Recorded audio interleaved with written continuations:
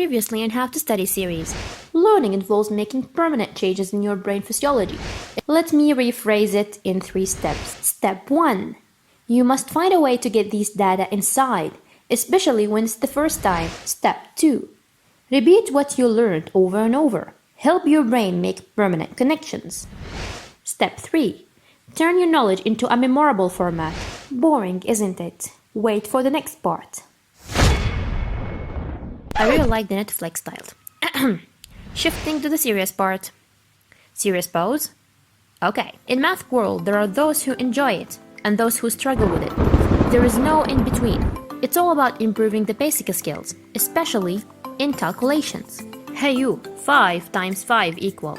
You can be either easy, 25, or 5 times 5, A few inches later, it's 25. The priorities of the calculations can also be considered as a basic skill. In this example, what will you do first? You can see it either like this or like this. Positive and negative values also matters. It's way much easier if you can turn this into this. Then you need to understand what is the point of the lesson, where the formulas came from, and how to apply them in real life. As simple as this. Calculating the circumference means you are calculating the edges. We use such calculations to build a fence around someone's house, where you can use the area to buy carpets inside. You got what I mean, right? After that, you will be able to understand anything else. Keep practicing and solve more problems until you master it. Once you reach this point, you no longer have to solve more. You can go to the exam without even studying.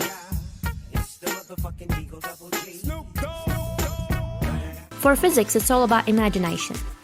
You first imagine, understand, then you apply. When an apple fell on Newton's head, he didn't eat it. Instead, he imagined that there is something that attracted the apple to fall once it detached from the branch.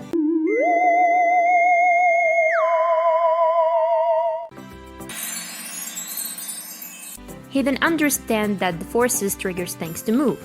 Then he applied his finding as Newton's law of motion and discovered the concept of gravity.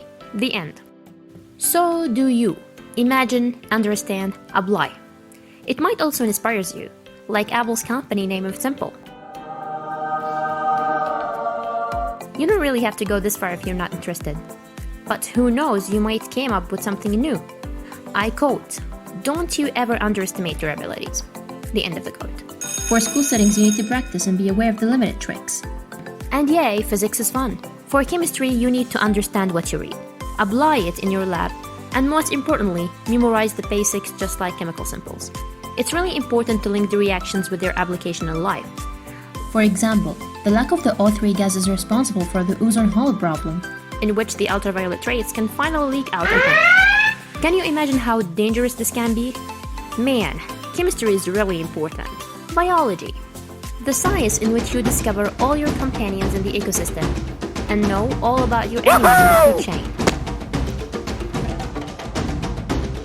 It requires memorization and connections. For this, I can recommend drawing and watch documentary videos. Languages, hola. Scientifically, the earlier it is learned, the easier it'll be.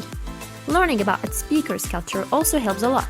In this way, you can hit 2 birds with 1 rock. Learning a new language basically requires practice. The more you practice, the better you become. Watch, listen, and speak. Zashin. Zachin.